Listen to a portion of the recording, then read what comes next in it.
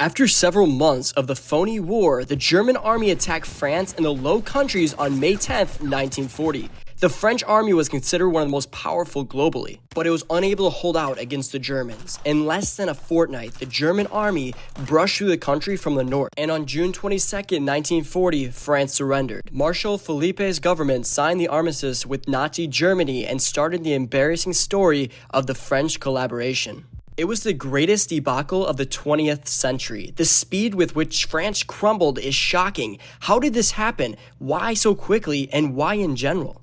This is American Soldier, and today we will be talking about why Germany invaded France during World War II. The cause of the French invasion and the Second World War in general are neither singular nor straightforward. To understand the whole picture, let's dive into the war outbreak in 1939. Of course, Germany's aggressive foreign policy in 1935 was a significant contributing factor to the war. Germans reintroduced conscription, planned for the war, and occupied Austria. They also occupied Sudetenland and Czechoslovakia before invading Poland in 1939.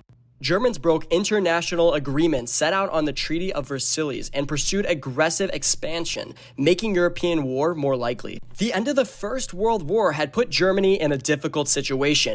Ultimately, the Treaty of Versailles was agreed upon. Even though the end of the war brought a short break, Germany remained politically and economically fragile. The Wall Street crash in 1929 also decimated the economy, while the economic instability created political instability. This would lead to disillusionment with political and support for extremist parties such as Nazis in 1929 to 1933. Then the war begun. After invading Poland and occupying Denmark and Norway, Hitler invaded France on March 10, 1940. The German attack on French-German border was unlikely due to the Maginot Line of defenses. So the Allies, Britain, France, Belgium, Luxembourg, and the Netherlands had expected and prepared for the Nazis to follow the same tactics as in the First World War, going through Belgium. Thus, the Allies concentrated all their main troops near the Franco-Belgium border. However, the Germans split their attack into three fronts, A, B, and C. Group B was tasked with invading and defeating the Netherlands as quickly as possible and combating allies in central Belgium. Group C was tasked with invading the Maginot Line of defenses, making the French troops defend and distract them from Group A. Group A was the main focus of the German offensive. They were tasked with going through the Ardennes Forest in southeast Belgium and northern Luxembourg, where allies did not expect the Germans at all. From there, the Germans advanced straight to the coast, which they reached on May 20th, 1940. Here they were able to capture key ports while also encircling a considerable amount of French and British troops in northern France and Belgium, who had been fighting Group B of the German attack. The Allied troops were now separated. Over 300,000 of the Allies' strongest troops surrounded in northern France and Belgium retreated to England from Dunkirk between May 26, 1940 and June 4, 1940. On May 29th, Belgium surrendered. The German army pushed to Paris and captured the city on June 14, 1940. After merely 6 short weeks, France surrendered to the Nazis on June 25, 1940. Less than a year after starting the war, Germany occupied a huge part of Europe. Germany quickly agreed to sign a peace treaty with France, but Hitler had one petty and symbolic gesture that he demanded to be a part of any negotiation. He wanted to return to the railcar of the French Marshal Ferdinand to the campaign forest and for the negotiations to be held there. That's because the railcar in the forest were the site of Germany's surrender to France in 1918, which ended World War I. For Hitler, this was a chance to avenge Germany's loss and insult the country he had largely conquered. Possibly Marshal Ferdinand was a particular reason for Germans to seek revenge. Ferdinand became a French hero in World War I despite setbacks in some offensives. Ferdinand was credited as one of the primary contributors to the winning battles. By the end of the war, he was the supreme Allied commander and the Marshal of France.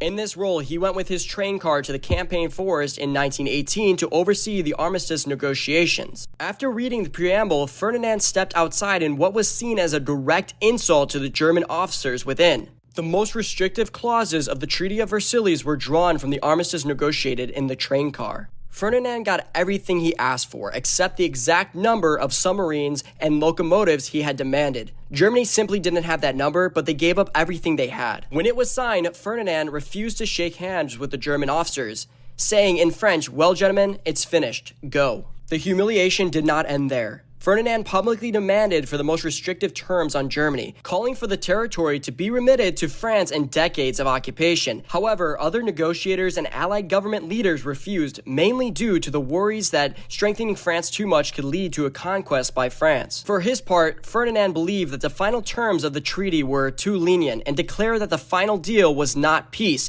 it was an armistice for 20 years. So Ferdinand's treatment at the end of World War I was possibly the biggest reason for Hitler and other German leaders to invade France in less than 21 years after the Treaty of Versailles was signed. The campaign forest, which Germany demanded to be the site of negotiations, meanwhile became a park for celebrating France's World War I victory. A statue of Ferdinand was looking at the railcar, monuments of the dead French, and a large statue honoring the defeat of Germany. After signing the second armistice, the Nazis took the carriage to Germany.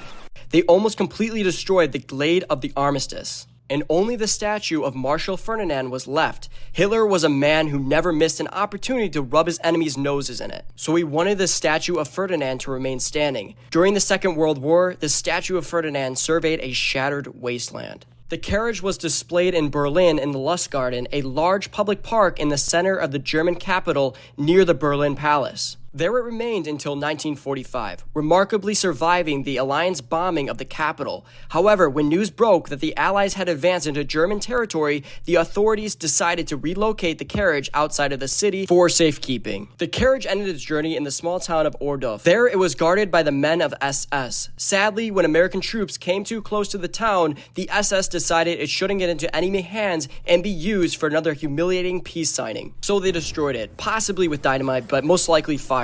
After the war, the glade of the armistice was finally restored. In 1950, a renumbered carriage of the same design was placed in the park to form the memorial's centerpiece. Just a few fragments of the original carriage remained, as does the pen used to sign the armistice, and an ashtray taken by one of the peoples present at the 1918 signing as a souvenir. 100 years ago, the armistice that ended the greatest war of all times was signed in a converted dining car in a forest of northern France.